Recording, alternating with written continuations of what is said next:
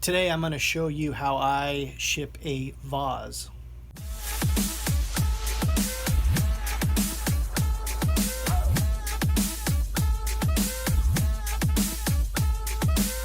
So this is the vase or the vase, however you want to say it. This is what we're going to ship today.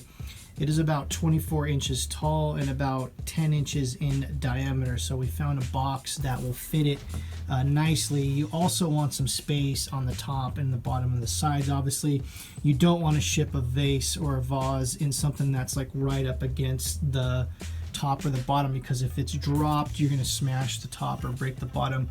As we can see here, we'll put this in here just to show you how we're going to ship it. This one we are going to ship horizontally, as you see here, corner to corner.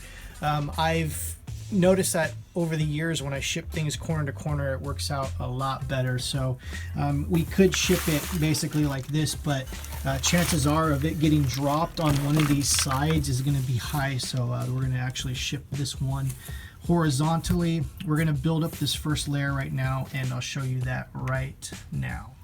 We laid down some bubble, but now we're going to put some packing peanuts in here, and the whole idea is to fill this bottom layer with about a couple of inches of peanuts.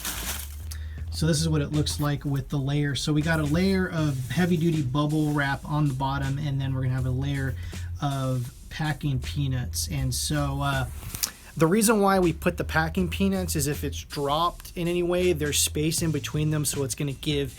If you use too much bubble wrap, the give is very stiff, and we've talked about this a million times before. So that's why we're going to have a layer of bubble, or peanuts I should say, in between all these different layers that we're going to do. So now that we have our first layer, we're actually going to build up upon the vase actually itself. We're going to probably put some bubble wrap in here, and of course we're going to bubble wrap the top and the bottom and throughout, just to get a sturdy kind of protection on the actual piece itself. We're not just going to put the piece and put it in the box and then put stuff around it and all that. We're actually going to build up a layer of protection on the actual vase before we put it in the box.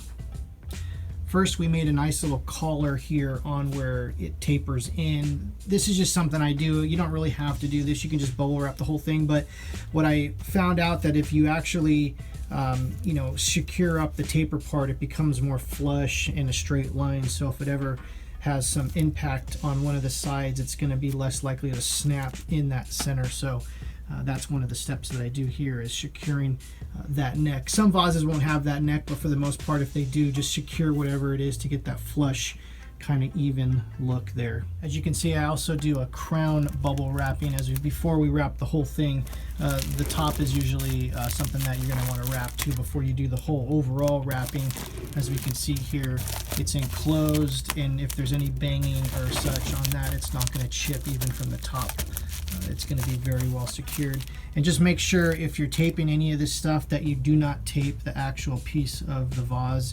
There could be some chemical reaction, some paint can come off, some paint can flick off. So just make sure that you're keeping the tape on the actual bubble wrap. Do not put tape on the vase. What you can see, what I did with the foot is also I put in a piece of cardboard, slatted inside there, and then taped it shut.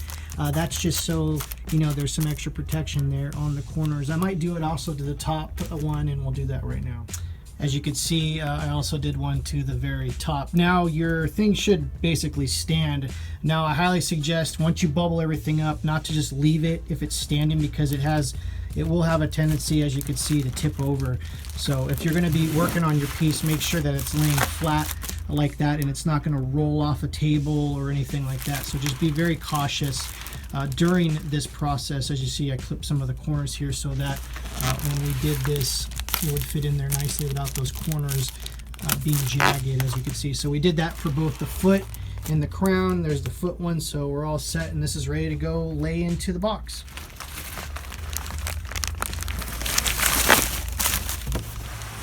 As we can see, it fits very nicely in there. Now this is a very crucial point of the process where you can take some paper dunnage or any dunnage that is stiff, and we're actually going to kind of stiff these in the corner. We're going to want to put them in the front and the back, and we want it stiff so it's not going to move. We might fill this part in with, you can fill it in with peanuts. I'll probably put some stiff dunnage in that part also, but the important is to have these corners shored up so that there's no movement at all from corner to corner. So this is what the middle layer is going to look like, some rough dunnage or some stiff dunnage. You can use newspaper, a variety of different things to kind of get this effect, but everything's kind of pushed in there where things are not going to move around, as you can see here once we get this all locked up. So now we're going to put some peanuts on top of this, and then we're going to have another layer of bubble wrap, and then we'll seal this thing all up.